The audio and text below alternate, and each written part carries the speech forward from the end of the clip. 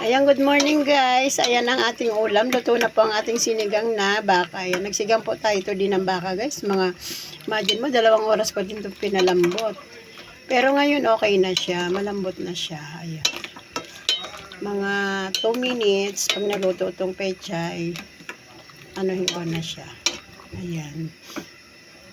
Good morning po and thank you so much sa mga nagbe-view po ng video ni Rodablas Baby. Ayan. O ni Ate Mars. Ayan, masarap po ito guys. Ang aking sinigang na baka, alam mo kung bakit. Ang daming sahog nitong kamatis. Ayan. Ang kamatis nagpapasarap yan sa mga lutuin. Since namura naman ngayon ang kamatis at ang mga gulay, ayan, tambakan natin ang gulay yan. Ayan. May ano siya guys.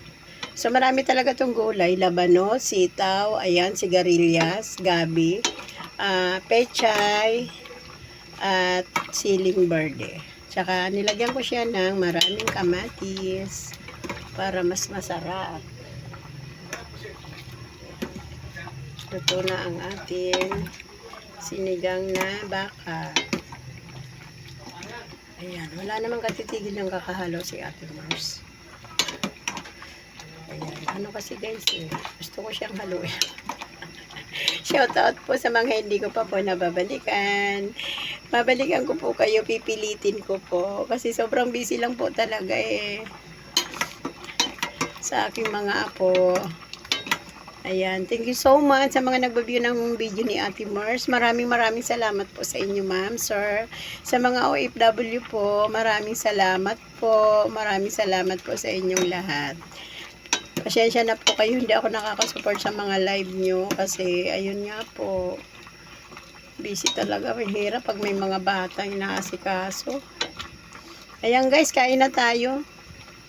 Luto na po itong aking sinigang na baka. Ayan. Ang ating sinigang na baka. Ayan guys, nakikita nyo. Kulay orange na yung sabaw kasi nilagyan ko ng maraming kamatis. Ayan. Thank you so much. Good morning everyone. Bye-bye.